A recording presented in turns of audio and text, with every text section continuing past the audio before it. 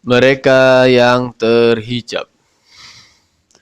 Mengikuti petunjuk Aryo Abdillah, sesampainya di Bandar Malaka, San Ali langsung mengunjungi Syekh Abu Al-Mahjubin, seorang ulama terhormat peranakan Tamil Melayu, penasihat rohani kerajaan. Meski dikenal sebagai ulama yang alim, kehidupan Syekh Abdul Mahjubin penuh kemewahan duniawi. Dia memiliki tidak kurang dari 20 kedai perniagaan yang tersebar dari Bandar Malaka, Kandang, Umbar, Parit, Bunga, hingga Muar. Sebagai ulama, Syekh Abu Al-Mahjubin jarang terlihat keluar rumah. Dia selalu berada dalam kamar. Tak seorang pun diperkenankan masuk. Jika ada yang bertanya apa yang dikerjakan Syekh Abu Al-Mahjubin, murid-murid dan keluarganya akan mengatakan dia sedang menghitung tasbih. Meski kenyataan menunjukkan setiap hari sejumlah kotak berisi uang dari kedai-kedai perniagaan dibawa masuk ke kamar tersebut. Karena kesibukannya menghitung tasbih itu tak kenal waktu, maka untuk menemui ulama tersebut bukan hal yang gampang. Beberapa muridnya menyeleksi benar siapa orang yang ingin bertemu Tuan Syekh yang alim itu. Satu-satunya waktu luang Tuan Syekh, kata muridnya, hari Jumat. Meski San Ali menyaksikan sendiri bagaimana Tuan Syekh itu pada hari-hari lain menerima tamu-tamu penting. Di antaranya pejabat-pejabat kerajaan. Pada hari itu, lanjut murid-muridnya, Tuan Syekh berangkat ke masjid sambil menebarkan sedekah kepada gembel-gembel yang menunggu di pintu gerbang. Dan usai sholat Jumat, itulah San Ali dipersilahkan duduk di ruang tamu menunggu Tuan Syekh datang. Setelah menunggu barang 1 jam, Syekh Abu Al-Mahjubin kelihatan berjalan dengan kepala mendongak. Tanpa mengucap salam, ia masuk ke ruang tamu. Setelah bersalaman, Abu Al-Mahjubin duduk bersila di atas permadani tebal sambil menarik napas berat dan memandang curiga ke sekujur tubuh San Ali mulai ujung rambut hingga ujung kaki. Sebenarnya, Syekh Abu Al-Mahjubin adalah orang yang ramah dan pandai berbicara untuk menghangatkan suasana. Dengan usai barang 60 tahun, sepintas tampak bagaikan guru yang bijak. Namun jika diamati lebih mendalam, akan segera terasa bahwa dia bukanlah orang yang tulus dalam segala hal. Mamat pelayanku sudah menyampaikan hal awak datang kemari, kata Abu Al-Mahjubin membuka pembicaraan. Juga keinginan saya menjadi murid Tuan, tanya San Ali. Iya, sahut Abu Al-Mahjubin pendek. Dan aku heran, kenapa awak memilih berguru kepada aku? Yang Mulia Aryo Abdillah yang di Pertuan Palembang menyarankan saya jika ingin mencari aku hendaknya berguru pada Tuan, ujar San Ali apa adanya. Masih hidupkah dia? Abu Al-Mahjubin mengangkat alis kanannya. 3 pekan lalu saya menjumpai beliau di kediamannya di Pedamaran. Namun beliau sempat berkata kepada saya bahwa sepekan lagi beliau akan wafat.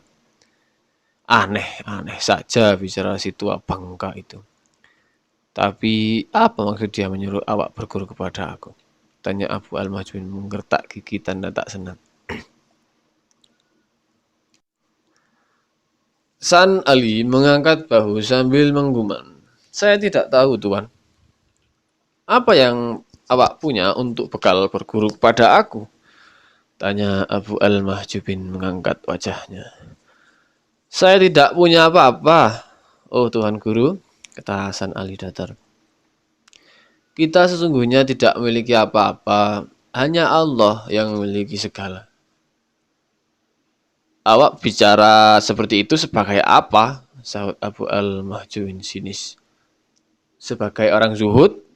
Atau sebagai orang miskin yang menutupi kemiskinannya dengan alasan yang dibuat-buat? Atau si tua bangka itu yang mengajar awak bicara begitu? Terserah Tuan menilai apa, kata San Ali geli.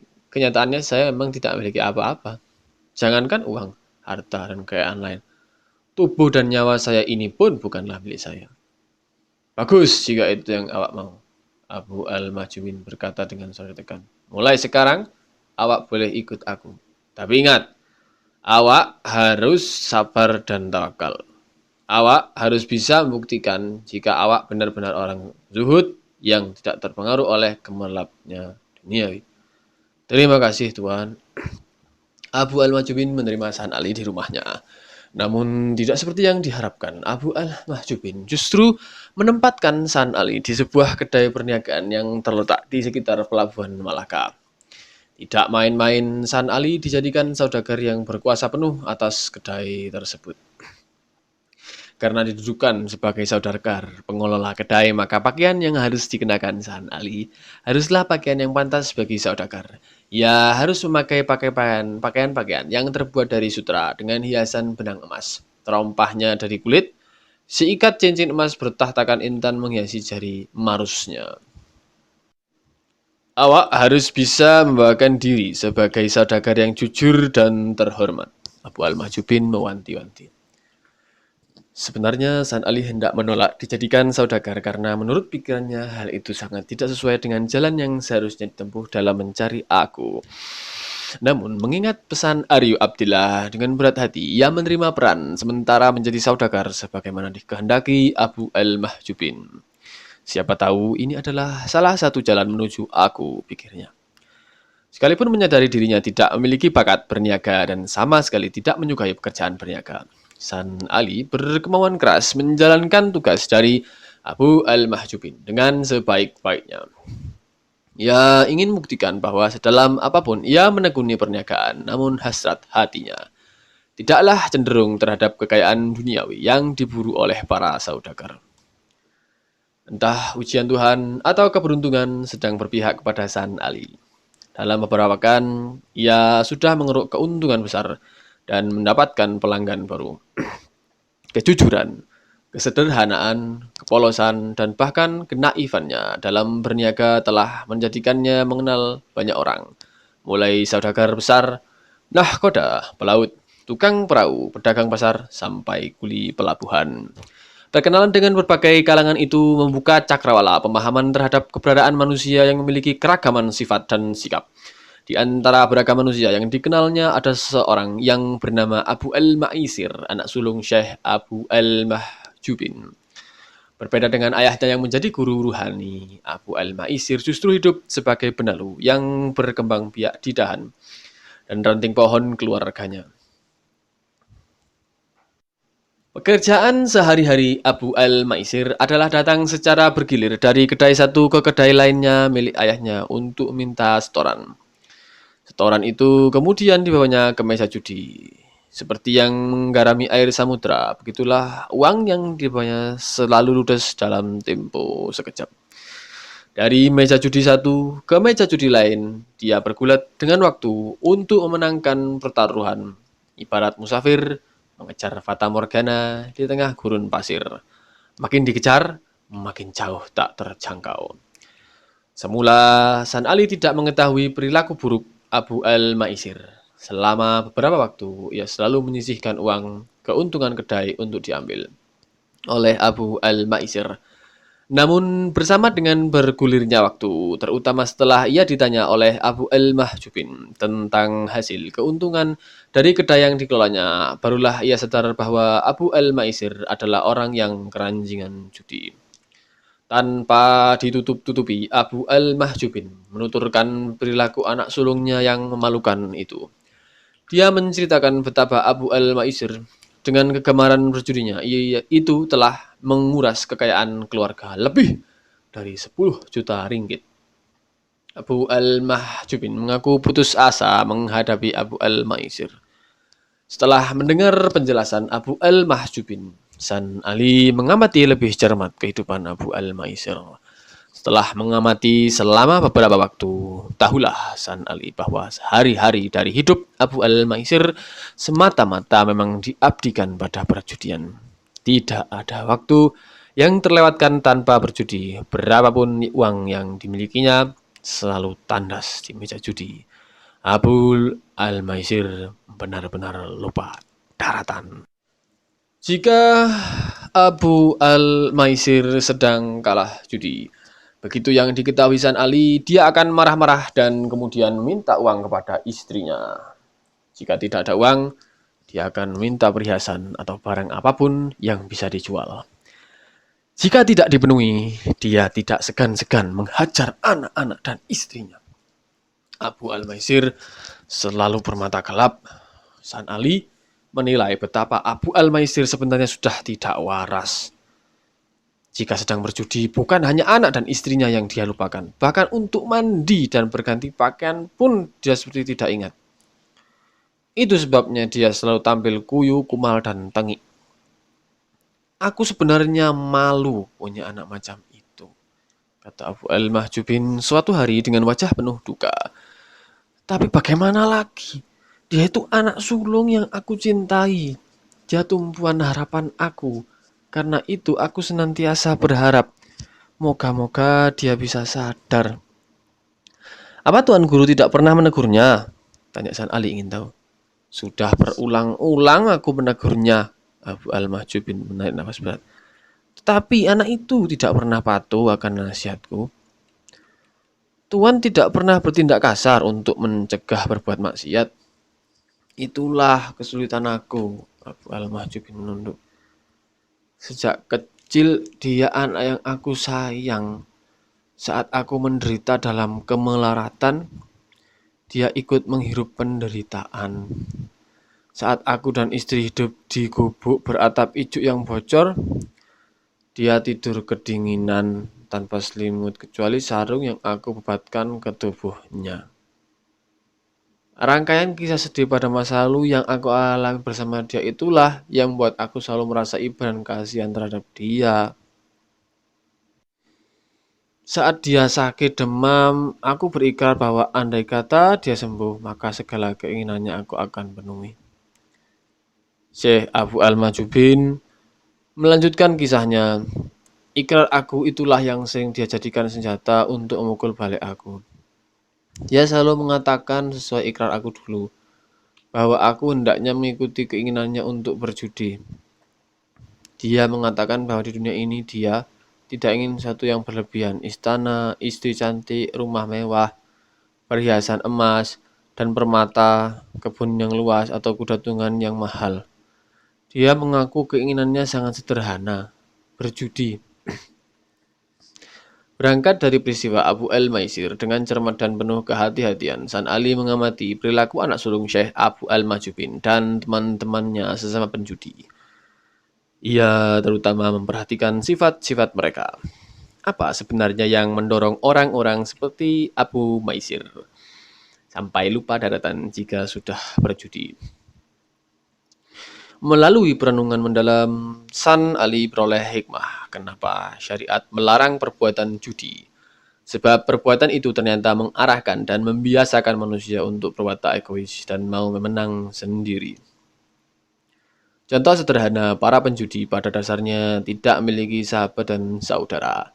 Bayangkan meskipun berkawan akrab, jika sudah berada di dalam arena judi, wajib dikalahkan dan dirampas miliknya. Watak penjudi jelas watak eksploitatif yang merugikan dan mengakibatkan ketidakseimbangan kehidupan bermasyarakat. Dan yang paling pokok adalah penjudi cenderung melupakan Tuhan karena dari waktu ke waktu yang diingat hanyalah kemenangan dan bagaimana cara mengalahkan lawan. Ada sebuah peristiwa yang melukai jiwa San Ali.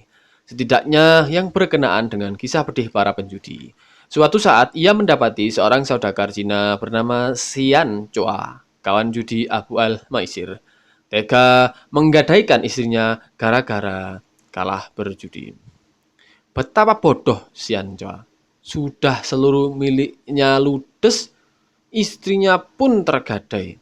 Bagi San Ali, kasus Xian Chua benar-benar kebodohan yang tak bisa diampuni.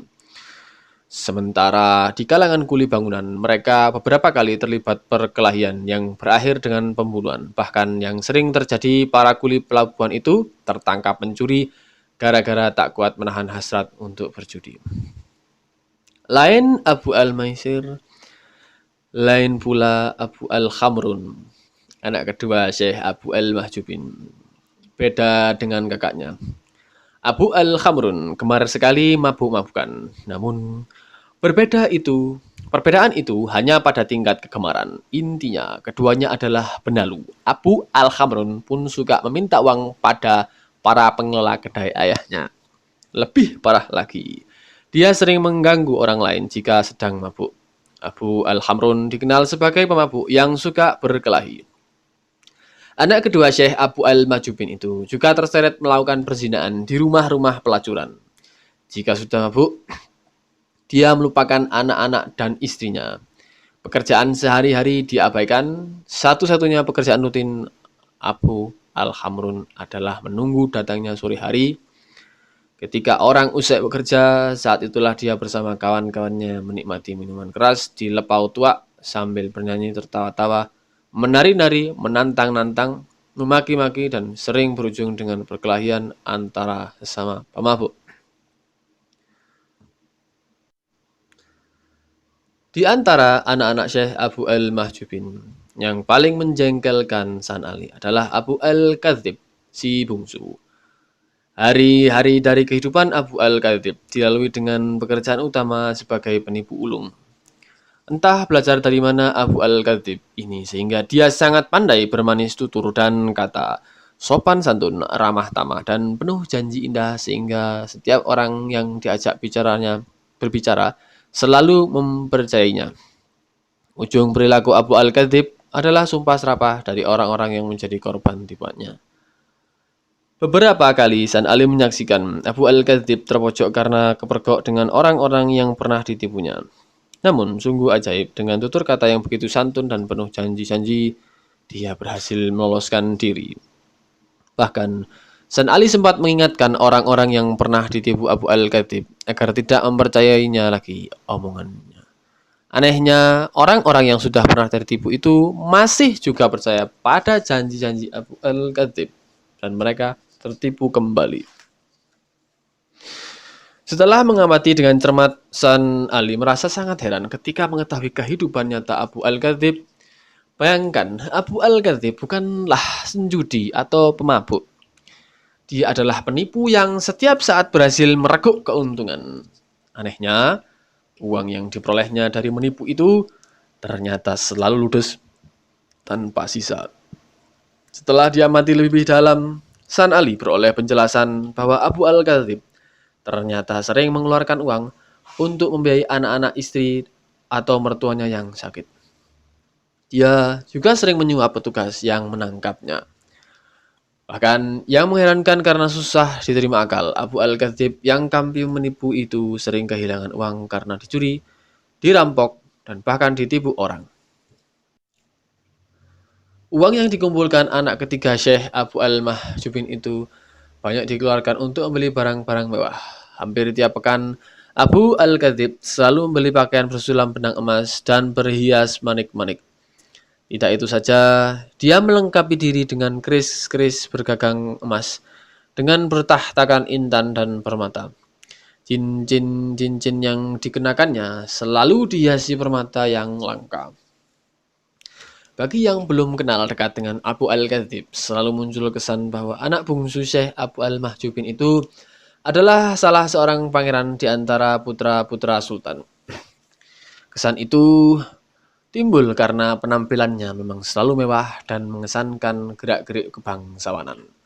Namun bagi yang sudah kenal dekat, apalagi pernah ditipu, tentu akan segera mafhum. Dia berpenampilan seperti itu untuk menipu calon korbannya. Semakin dalam San Ali mempelajari peri kehidupan manusia yang dikenalnya, terutama keluarga Syekh Abu Al-Mahjubin, ia semakin dapat membaca dan memahami sifat dan kecenderungan-kecenderungan manusia yang berpangkal dari dorongan nafsu, lawwamah, su'iyah, dan ammarah yang tak terkendali. Dalam memandang contoh perilaku keluarga Syekh Abu Al-Mahjubin, ia tidak lagi melihatnya sebagai perilaku individu, tetapi sebagai sebuah kemestian dari sifat dan perbuatan manusia akibat dorongan ketiga nafsu buruk yang tak terkendali.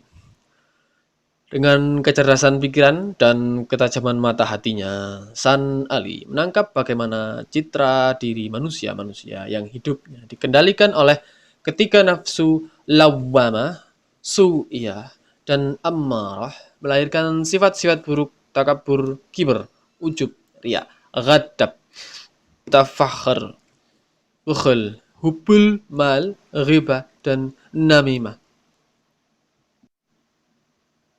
Sifat-sifat buruk, takabur, kiber, ujub, riya, ghadab, tafakhur, bukhul, hubul mal, ghibah, dan namimah yang berujung pada munculnya perselisihan. Dengan pemahaman seperti itu, San Ali menyimpulkan betapa andai kata Allah tidak menurunkan syariat agama ke permukaan bumi, niscaya kehancuranlah yang akan menimpa manusia. Sebab sifat-sifat yang muncul dari ketiga nafsu itu bermuara ke kebinasaan.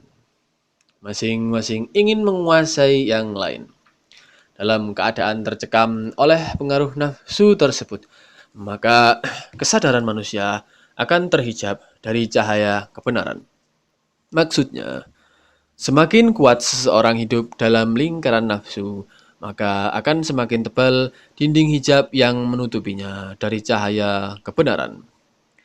Bagi San Ali, persoalan sifat dan perbuatan manusia yang terkungkung oleh kuatnya hawa nafsu itu hanya bagian dari persoalan yang lebih besar, yakni tentang takdir ilahi yang berkaitan dengan orang yang beruntung yang bakal menjadi penghuni surga dan orang-orang sial yang akan menghuni neraka. Kenapa Allah membagi manusia beruntung dan manusia sial? Betapa kasihan orang-orang yang ditakdirkan bernasib sial. San Ali berkenalan dengan seorang saudagar muda bernama Datuk Musa, yang tidak lain dan tidak bukan adalah putra Syekh Datuk Ahmad. Sedangkan Syekh Datuk Ahmad adalah kakak kandung Syekh Datuk Soleh, ayah kandung San Ali. Allah Maha Mengatur. Bermula dari pertemuan dengan Syekh Datuk Ahmad, inilah San Ali mengetahui dengan agak jelas garis keturunan leluhurnya. Dari penjelasan Datuk Musa, tahulah ia bahwa baik Syekh Datuk Soleh maupun Syekh Datuk Ahmad tidak disukai penguasa.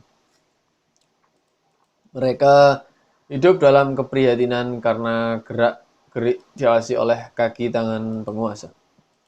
Syekh Datuk Ahmad mencari nafkah dengan membuka kedai kecil yang cukup untuk memenuhi kehidupan sehari-hari.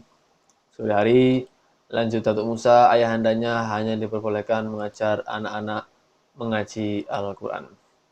Tidak satupun orang dewasa diperbolehkan menimba ilmu kepada Syekh Datuk Ahmad karena dikhawatirkan dia akan menggalang kekuatan anti pemerintah. Cerita Datuk Musa itu tentu saja dapat dipahami San Ali. Sepengetahuannya, ayah, handa, dan guru agungnya sampai tinggal di negeri Caruban pun pada dasarnya karena Sultan keturunan Tamil yang berkuasa saat itu mengancam hidup mereka. Jadi cerita Datuk Musa tentang keprihatinan hidup keluarga ayahandanya merupakan hal yang wajar bagi diri San Ali. Apapun keadaannya, ia sangat ingin menemui Syekh Datuk Ahmad.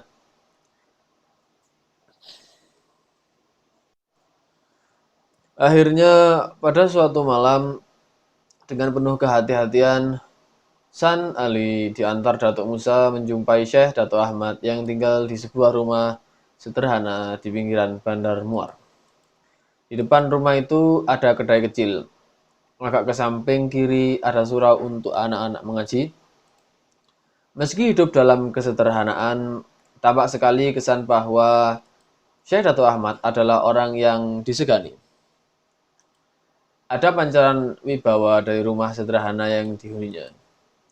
Seekor harimau, begitu pikir San Ali. Tetaplah harimau, meski dimasukkan ke kandang kambing. Pertemuan antara San Ali dan Syekh Datuk Ahmad berlangsung dengan penuh rasa haru. Syekh Datuk Ahmad dengan bercucuran air mata memeluk tubuh San Ali erat-erat seolah tak ingin melepasnya. San Ali merasa sesak memenuhi dadanya. Ia dekap tubuh renta kakak kandung ayahandanya yang tak pernah ia ketahui wajahnya itu. Ia membayangkan Syekh Datuk Ahmad adalah ayahanda yang ia rindukan selama bertahun-tahun. Sudah sebulan ini, kata Syekh Datuk Ahmad terisak, aku selalu bermimpi didatangi si Soleh.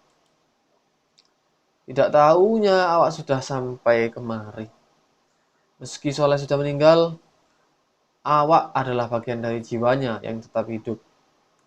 Awak harus bisa meneruskan perjuangan keluarga kita di dalam menegakkan kebenaran di muka bumi. Awak adalah harapan keluarga besar kita.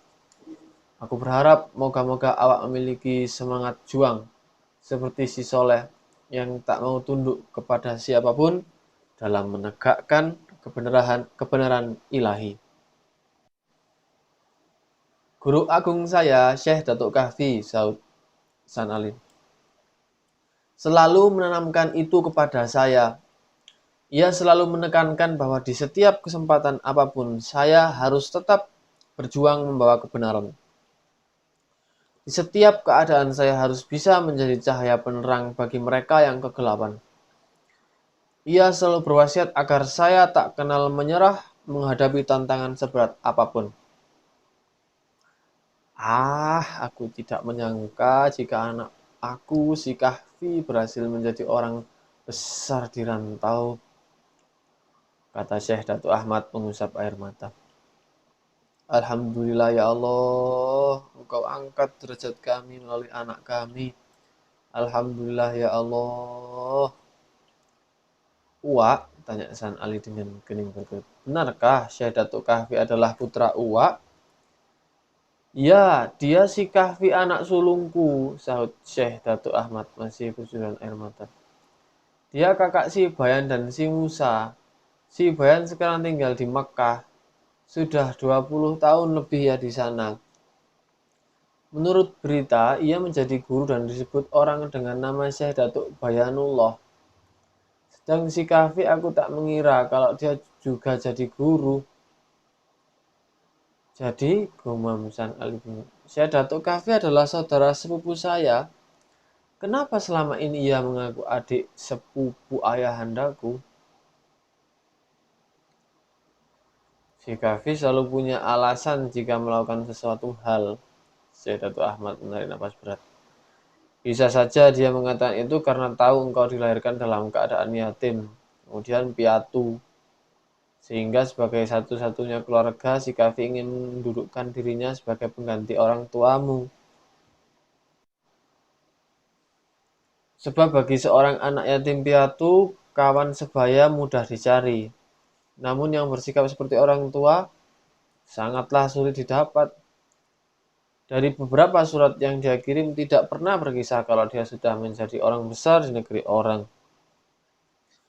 Dia selalu bercerita kehidupannya dilindungi Allah. Rupanya anak itu tidak ingin keluarganya di sini mendapat masalah besar.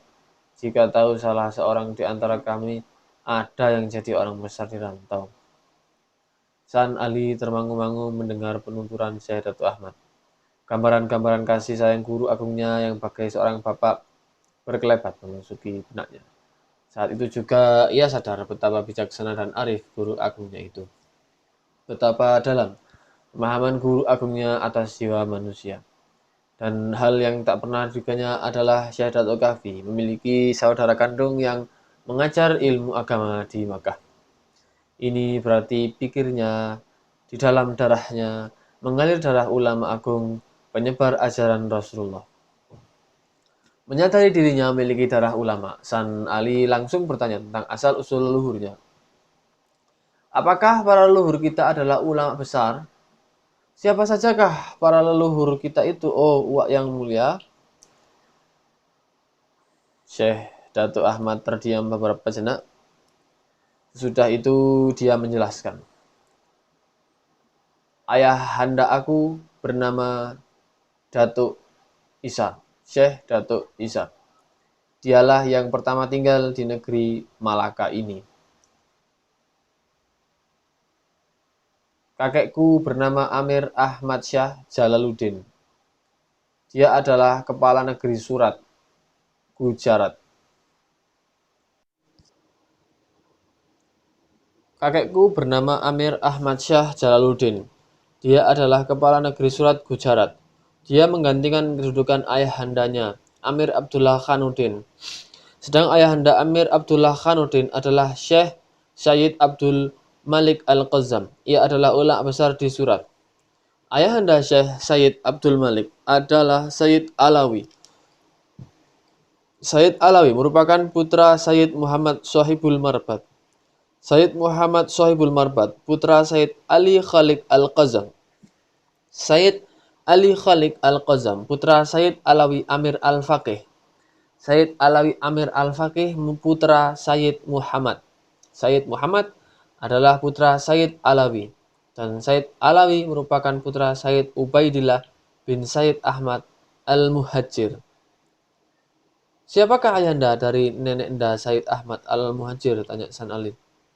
Ayah, aku tidak jelas menyebutkan nama ayahanda Sayyid Ahmad Al-Muhajir. Dia hanya menyatakan bahwa leluhur kami adalah para ulama Alawiyin keturunan Sayyidina Husain. Menurut ayah aku, sejak masa Sayyid Ahmad Al-Muhajir itulah keturunan Sayyidina Husain bertebaran di bumi Allah menyiarkan api kebenaran agama Rasulullah. Leluhur kita yang awal sekali menyiarkan agama Rasulullah di negeri Gujarat adalah Sayyid Ubaidillah, putra Sayyid Ahmad Al-Muhajir. Jadi di dalam darah kita sesungguhnya mengalir darah para Sayyid keturunan Sayyidina Husain bin Ali bin Abu Thalib. Ketika San Ali terperangkap ke dalam perenungan, tiba-tiba Syekh Datuk Ahmad memecah keheningan dengan bertanya, "Anak aku, bolehkah awak bertanya sesuatu kepada engkau?" "Gerangan apakah yang akan awak tanyakan?" "Anak aku, kenapa awak sekarang ini justru menjadi saudagar kaya? Kenapa awak bukannya menjadi seorang guru agama seperti leluhur-leluhur awak?" San Ali menjelaskan ihwal perjalanan ruhaninya mencari kesejatian aku yang akhirnya membawanya kepada Syekh Abu Al-Mahjubin. Semula saya berpikir hal itu sangat tidak sesuai dengan tujuan saya. Namun saya terima juga peran itu hingga salah satu hikmahnya adalah pertemuan di antara kita ini.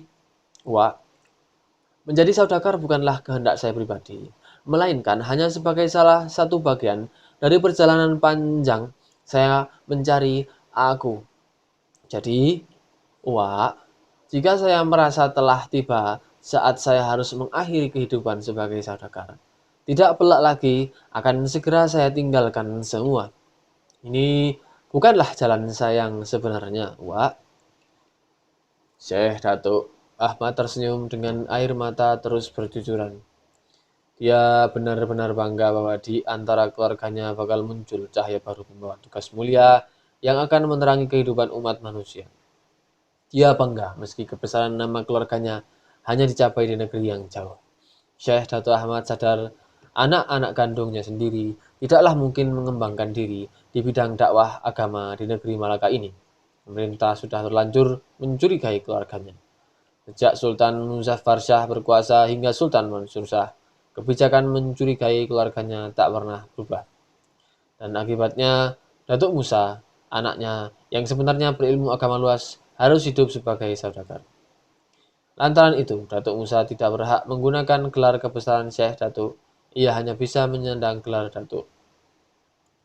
"Anak saudara aku," kata Syekh Datuk Ahmad, "sebenarnya keluarga kita sangat banyak. Tetapi kita tidak tahu di mana mereka sekarang berada. Menurut ayah aku, dia memiliki saudara tiga orang, yaitu Syekh Sayyid Jamaluddin Husain, Syekh Sayyid Malik Ibrahim, dan Syekh Datuk Imam Wardah. Syekh Sayyid Jamaluddin Husain, menurut ayah aku, tinggal di Samarkand dan menjadi guru agung di sana. Syekh Sayyid Malik Ibrahim menjadi guru agung di Jawa. Sedang Syekh Datuk Imam Wardah menjadi imam bagi jamaah muslim di negeri Kedah. Gelaran Syekh Datuk bagi ayah aku dan saudaranya Imam Wardah didapat dari Sultan Pasai yakni Sultan Zainal Abidin Bahian Shah. Dan kemudian diikukan lagi oleh Sultan Malaka yaitu Sultan Megat Iskandar Shah. Berarti kita masih punya keluarga di Samarkand, Kedah, dan Jawa. Yang di Kedah sudah tidak ada, kata Syekh Datuk Ahmad. Sebab paman aku itu ketika wafat tidak memiliki keturunan. Dia dimakamkan di Pasai, sedang yang di Samarkand dan Jawa dikabarkan menjadi ulama besar. Salah satu putra Syekh Said Jamaluddin Husain yang bernama Said Ibrahim, kata ayah aku, pernah singgah di Gujarat dan bertemu dengan ayah aku di sana. Said Ibrahim ingin pergi ke Kedah dan Jawa untuk menemui paman-pamannya. Tetapi sudah itu ayah aku tidak pernah lagi terdengar berita. Mendengar uraian uaknya, San Ali merasakan daya hidup memancar dari kedalaman jiwanya. Ia seperti menemukan harta karun tak ternilai. Harta karun itu adalah keluarga. Ia ternyata tidak sebatang kara tanpa sanak dan keluarga. Dan yang paling menggembirakan, keluarganya lahir dari lingkungan Said, keturunan Sayyidina Husain, cucu Rasulullah. Anak saudara aku, kata Syekh Datuk Ahmad dengan gemetar memegang kedua bahu Husain Ali. Sekarang harapan aku dan harapan seluruh keluarga kita hanya ditujukan kepada awak. Maka sejak saat ini awak harus menggunakan gelar kebesaran keluarga kita. Awak akan aku beri nama baru dengan gelar kebesaran keluarga kita. Apakah awak bersedia? Apapun yang awak berikan akan saya terima. Apapun yang awak berikan akan saya terima, kata San Ali memegangi kedua tangan Syekh Datuk Ahmad. Hanya doa, berkah, dan restu dari uak yang selalu saya harapkan. Semoga saya kuasa menjalankan pesan-pesan dan amanat keluarga kita. Ingatlah, oh anak saudara aku, sejak kini awak akan disebut orang dengan nama Datuk Abdul Jalil. Jika awak nanti menjadi guru agama yang arif dan bijak, awak berhak menggunakan gelar nama Syekh Datuk Abdul Jalil. Semoga Allah senantiasa merahmati awak. Semoga awak bisa mencapai cita-cita awak dan senantiasa menjadi hamba dari Rabb Al-Jalil yang sejati. Amin. Nama baru itu tanpa diduga membawa perubahan besar bagi kehidupan San Ali. Gerak-geriknya mulai diamati oleh para pembantunya yang mendapat tugas khusus dari Syekh Abu Al-Mahjubin. Beberapa pejabat kerajaan rupanya telah memberitahu Syekh Abu Al-Mahjubin tentang kemunculan keluarga Syekh Datuk Soleh dalam wujud Datuk Abdul Jalil. Saudagar kepercayaannya yang mengenalkan diri dengan nama San Ali. Syekh Abu Al-Mahjubin menyadari benar bahaya yang bakal dialaminya jika terus memiliki kaitan dengan Datuk Abdul Jalil.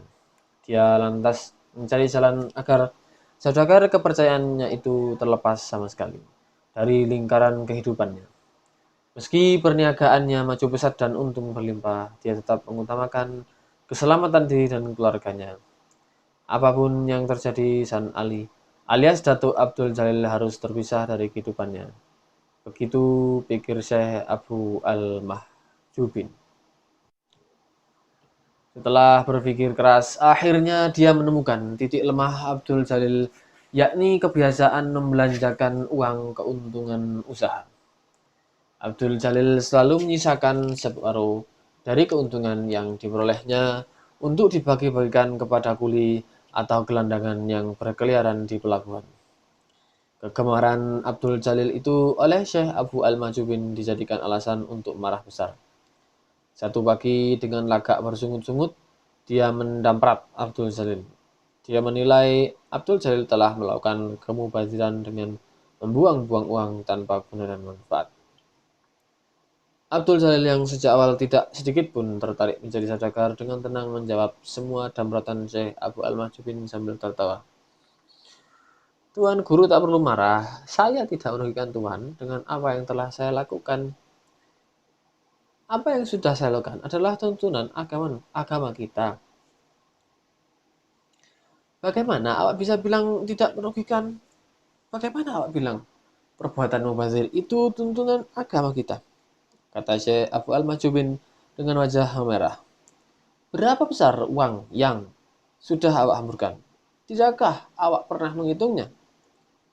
Bukankah itu hanya separuh dari keuntungan? Abdul Jalil mengerutkan kening. Bukankah Tuan Guru tidak rugi apa-apa? Tapi andai kata tidak awak ambil separuh, keuntungan itu masih utuh.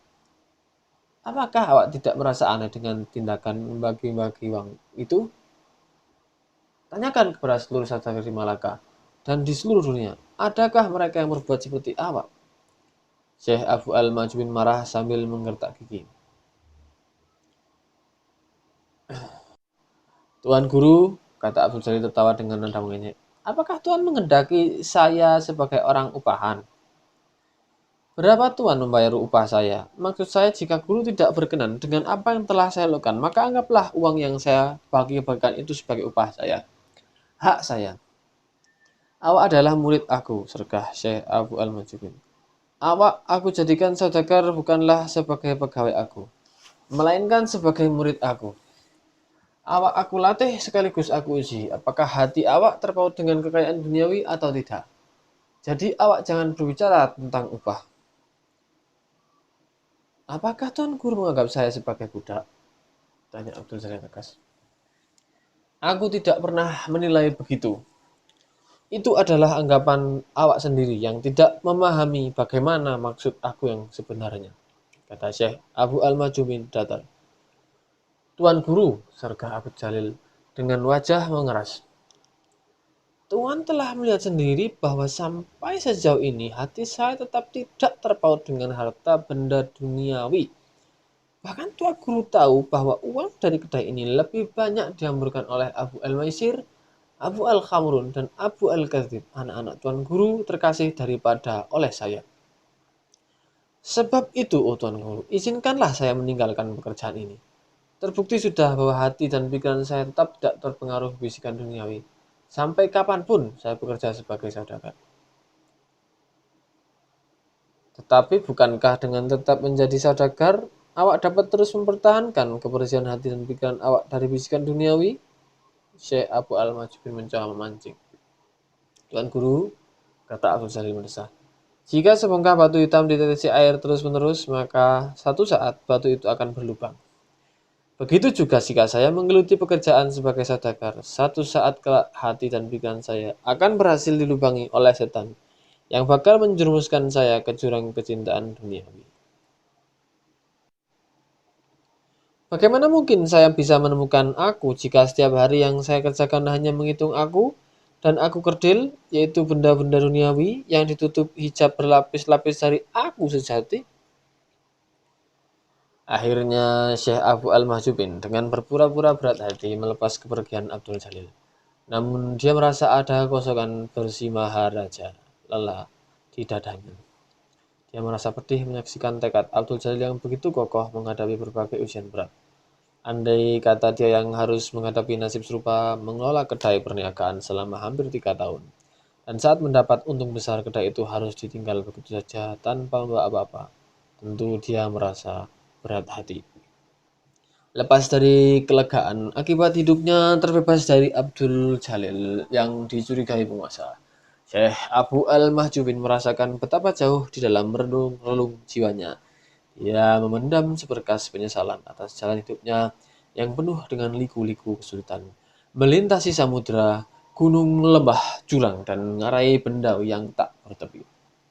Ia sadar bahwa keberadaan aku dirinya sudah terhijab oleh berlapis-lapis tirai bendawi dari aku. Dia sadar lantaran keterhijaban itu, maka ketika anaknya terperosok ke dalam lingkaran kemaksiatan yang bakal membawanya ke tungku neraka. Sebagai guru rohani, Syekh Abu Al-Mahjubin sebenarnya mengetahui bahwa kehidupannya yang dilingkari kemewahan dunia adalah kehidupan yang jauh dari kebenaran ilahi. Dia sadar telah terjebak dalam lingkaran kemunafikan, berkata-kata dengan nasihat dan fatwa-fatwa agama, namun pada kenyataannya malah melanggar segala yang ditetapkan agama. Ketika mulutnya berkata tentang cinta dan ketaatan kepada Allah, maka hati dan perbuatannya menunjukkan cinta dan ketaatan kepada selain Allah. Bahkan anak-anak yang diharapkannya saleh ternyata menjadi ahli maksiat. Tetapi bukankah segala apa yang aku jalani sekarang ini adalah kehendaknya juga? Guamnya menghibur diri.